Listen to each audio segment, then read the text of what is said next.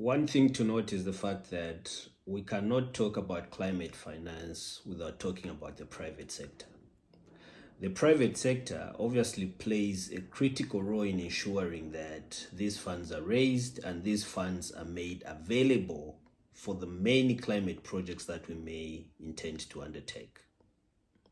Given that background, it's very clear that the private sector at some point needs to work hand in hand with the public sector in order to drive climate financing. From your perspective, what role does the private sector play in this whole entire equation? Thank you very much, Jacob, that you've brought in private sector in this conversation. Let me start off by saying that there are a number of areas that private sector can play, a role in addressing or mobilizing climate finance. I must also say that public finance alone will not be able to meet the demand, or rather the gap that is there in terms of climate finance. It will not be able to even meet the global climate, or rather address the global climate crisis that we are facing. We cannot do that or address this with public finance alone. We would need private sector, would need private finance to also make or play its role in addressing some of the challenges or some of the gaps that we are facing.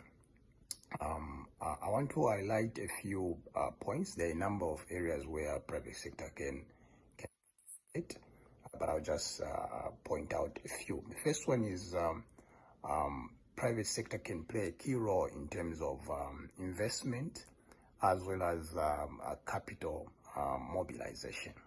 Now, private sector can provide capital at scale, to complement public finance. Can provide capital at scale that can then complement public finance.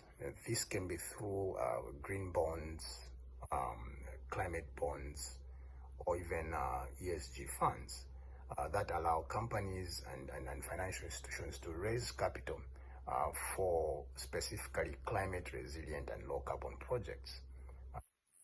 These instruments can be there to provide resources for purposes of addressing climate change. They can also do or provide capital at scale through equity investments, debt financing, that can support renewable energy, for instance, sustainable agriculture, climate smart agriculture, and resilient supply chains. This is one area through investment as well as capital mobilization. That's one area that private sector can support climate finance. The other area is through innovation and technology development. Now, you know that most of the technologies, most of the innovation that is done in this space is not from public finance, or rather is not from the public sector mostly. It's from the private sector. So in this case, private companies can drive climate innovation. We need private sector to come in and drive climate innovation. In this case, developing and scaling clean technologies like solar, wind, energy storage, electric mobility, digital tools for climate monitoring, for instance, for precision agriculture, for climate risk assessments. So these digital tools can be used to do this kind of monitoring, and private sector is one area or one arm that can actually help us achieve that. It can also support climate fintech solutions, that improve access to for instance, insurance, especially in developing economies.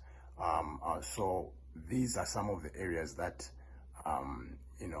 private sector can actually come in to develop or support even climate fintech solutions. This is another area. The third area that I wanted to highlight also, where private sector can actually, come in and provide or play its role, is through de-risking and co-financing with, public sector. In this case, through initiatives like public-private partnerships, governments and climate funds, can come together with the private sector to blend some of the resources that they have, using, things like blended finance, where concessional finance, concessional loans, guarantees can be there to reduce investment risks that are currently existing in a certain initiative, and hence when this investment risk has been reduced through concessional loans or through government guarantees, it then attracts private capital, and hence private sector can play a role to work together with governments or public sector to ensure that they develop instruments that have taken that are blended in nature. In this case, blended finance, where public and private sector, put in together resources for purposes of an initiative like a climate initiative. Also support things like climate insurance and risk-sharing mechanisms, guarantee facilities, that encourage private sector actors to invest in vulnerable markets. And in this case, it requires both the public as well as the private sector to ensure that this actually works. It cannot work without any of these institutions part of the process. The fourth area that private sector can actually come in to participate is through corporate climate strategies and disclosure, where private companies can also commit to net zero targets and also climate disclosures in terms of reporting. There's a platform, for example, called the TCFD that provides standards of basically reporting. In this case, in the private circles or in the private sector, for companies to provide disclosure of their net zero targets as well as their climate risk targets. Embedded also, they can also provide embedded climate risk embed climate risk into their governance as well as business models. As they develop or restructure their business models because of climate change, they can redesign or embed climate risks in those new business models that then take care of the inherent climate risks that might be there, both institutional or otherwise market risks that might be there or caused by climate change.